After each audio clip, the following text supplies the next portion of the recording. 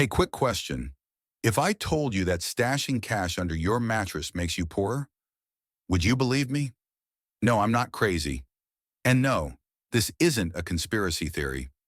The truth is, saving money the way most people do is like trying to fill a bucket with a hole in it. But here's the kicker. There's a better way to build wealth, and it's not about how much you save. Stick around because today I'm breaking down why cash flow will make you rich and why savings alone will leave you stuck. Let's dive in. Section 1. The Savings Myth. Let's start with savings. We've all been told, save 10% of your paycheck. Build an emergency fund. And don't get me wrong, savings are essential. But here's the problem. Savings alone won't make you rich. Why? Because money sitting in a bank account is like a car parked in a garage. It's safe, sure, but it's not going anywhere. Meanwhile, inflation is slowly eating away at its value. That 10,000 you saved in 2010, today it's worth about 7,500. Ouch. But here's where it gets worse. Most people treat savings like a finish line.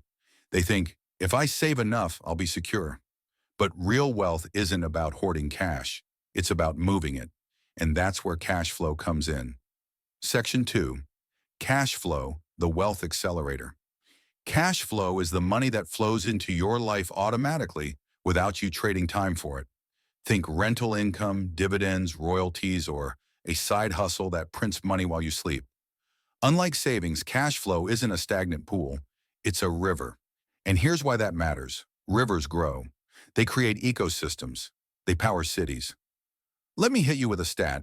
90% of millionaires don't rely on salaries. They build cash flow machines. For example, imagine two people. Person A saves $1,000 a month. Person B invests that $1,000 into a cash-flowing asset that generates $200 per month. In 5 years, Person A has $60,000. Person B has $60,000 plus $12,000 a year in passive income. Who's richer? Person B, because their money's working for them, not just sitting there. Section 3, the dark side of savings. Now, I'm not saying savings are evil. You need an emergency fund. But here's the trap.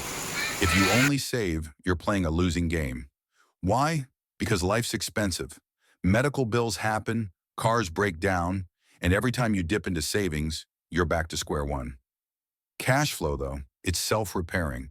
If your rental property needs a new roof, the rent pays for it. If your stock dividends drop, you buy more shares with your other income streams. Savings protect you from storms. Cash flow builds you a fortress. Section 4. How to start, even with $0. Okay, but what if you're broke? Here's the good news. You don't need millions to start. Step 1.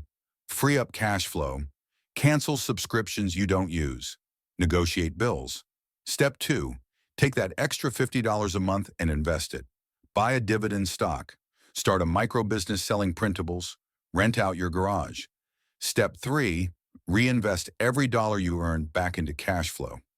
I'll give you a real example. My friend Sarah paid off her student loans by renting out her car on Turo 3 days a month. That's an extra $300 a month, $3,600 a year for basically doing nothing. That's cash flow. Look, savings are like training wheels. They're great when you're starting out, but if you never take them off, you'll never ride. Cash flow is the engine that'll take you from surviving to thriving. So here's your challenge. This week, find one way to create $50 in cash flow. Maybe it's selling old clothes online. Maybe it's a side gig. Comment below and tell me your plan. I'll respond to as many as I can. If this video clicked for you, smash that like button. It tells YouTube you want more videos like this. And subscribe if you haven't already. Next week, I'm breaking down how I turned 500 into 2,000 a month in passive income, and you won't want to miss it. Remember, don't just save your money, multiply it. See you in the next one.